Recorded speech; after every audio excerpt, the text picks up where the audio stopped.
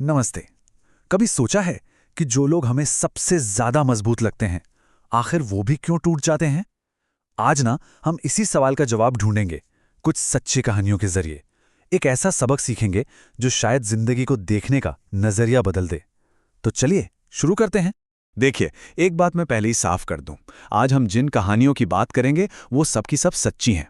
हाँ, प्राइवेसी का सम्मान करते हुए हमने किरदारों के नाम जरूर बदल दिए हैं, लेकिन जो सबक है वो बिल्कुल असली है और हम सबके लिए बहुत जरूरी है। तो हमारी पहली कहानी एक ऐसे लड़के की है जो कॉलेज का चमकता सितारा था। मतलब एक ऐसा इंसान जिसे देखकर कोई कह ही नहीं सकता था कि वो कभी हार मानेगा। लेकिन फिर कुछ ऐसा हुआ जिसने सच में सबको हिलाकर रख दिया। ये बात मेरे कॉलेज के दिनों की है। मेरा एक दोस्त था, हम रूममेट्स थे, और कमाल की बात ये कि डिबेटिंग में हम एक दूसरे के सबसे बड़े कॉम्पिटिटर थे। लेकिन जानते हैं, जब भी कोई ट्रॉफी जीतते थे ना, तो वो हमारे कमरे की शान बनती थी। वो सिर्फ एक जबरदस्त डिबेटर नहीं था यार, वो एक जिंदा दिल इंसान था।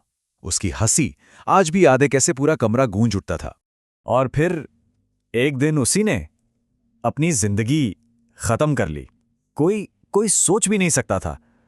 मतलब जो इंसान दूसरों को जीने की हिम्मत देता था, वो खुद ऐसे हार जाएगा।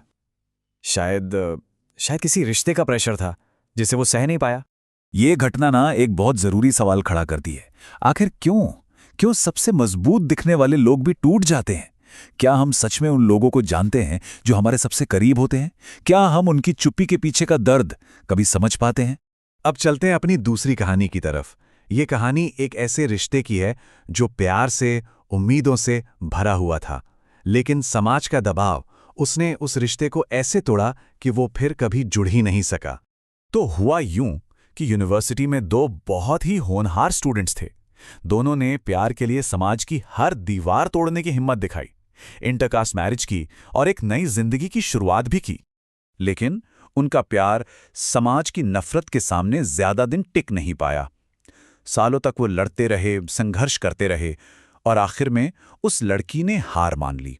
उसने अपनी जिंदगी खत्म कर ली। एक और खूबसूरत कहानी एक बहुत ही दर्दनाक मोड़ पर खत्म हो गई। हमारी अगली कहानी ये उस जमाने की है जब कैमरा फोन बस आए ही थे, नए नए। और ये कहानी हमें बताती है कि जब भरोसे का एक छोटा सा धागा टूटता है ना, तो क्या क्या हो सकता है। सोचिए, हाई स्कूल के दो स्टूडेंट्स एक रिश्ते में थे। एक प्राइवेट मोमेंट था, लड़के ने उसे रिकॉर्ड किया और बस एक दोस्त को भेज दिया, और यहीं से सब कुछ बदल गया। वो वीडियो वो आग की तरह फैला, सीडी पर बेचा गया, नेशनल न्यूज बन गया। मीडिया ने इस लड़की की जिंदगी को सच में नर्क बना दिया, और इसका नतीजा, उसके पिता वो इस बेइज्जती को, इस उत्पीड़न को बर्दाश्त नहीं कर पाए और उन्होंने अपनी जान दे दी। अब एक और कहानी सुनते हैं। ये एक ऐसे इंसान की है जो सिर्फ एक बुरे एक्सपीरियंस के बाद अपनी ही बनाई हुई एक जेल में कैद हो गया। ये कहानी हमें सिखाएगी कि पास्ट को, अतीत को छोड़ना कितना ज्यादा जरूरी है। ये मेरा एक पुराना स्टूडेंट है। एक रिश्ते में उसका दिल बहुत बुरी तरह टूटा था, और जानते हैं, उस एक धोखे ने उसे इस कदर तोड़ा कि उसने फैसला कर लिया कि वो अब कभी किसी महिला पर भरोसा नहीं करेगा। पता है, इसे फिलॉसफी में एक नाम दिया गया है, अवैध सामान्यीकरण। ये सोचने का एक गलत तरीका है। मतलब जब हम सिर्फ एक बुरे अनुभव के आधार पर पूरी दुनिया के बारे में या हर इंसान के बारे में एक ही राय बना लेते हैं। मेरे उस स्टूडेंट ने बिल्कुल यही किया। तो देखिए, हुआ क्या। एक दर्दनाक एक्सपीरियंस, एक रिश्ता बुरी तरह खत्म हुआ। उससे उसने एक नतीजा निकाला कि सारी औरतें धोखेबाज होती हैं, और फिर उसने भविष्य के हर रिश्ते को ठुकरा दिया और हमेशा के लिए अकेला रह गया। वो आज भी अकेला है, अपनी ही बनाई हुई उस जेल में। चलिए अब कुछ और कहानियों की बात करते हैं। ये कहानियां हमें सोचने पर मजबूर करती हैं कि क्या सक्सेस, क्या सफलता सच में खुशी की गारंटी है?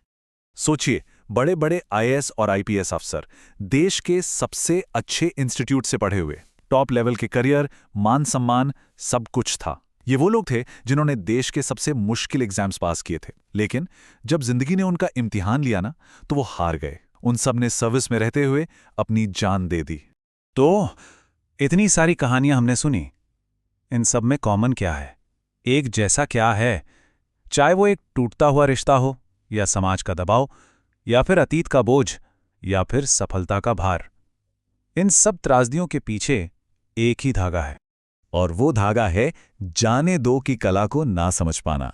जी हाँ, ये कला है, एक ऐसी आर्ट जो हमें सिखाती है कि जिंदगी में आप हर चीज को पकड़कर नहीं रख सकते। कभी कभी कुछ चीजों को छोड़ देना, जाने देना ही सबसे बेहतर होता है। तो देखिए, हमारे पास हमेशा दो चॉइस होती हैं। एक तरफ है जाने दो, यानी दर्द को स्वीकार करो, उसे समझो और आगे बढ़ो।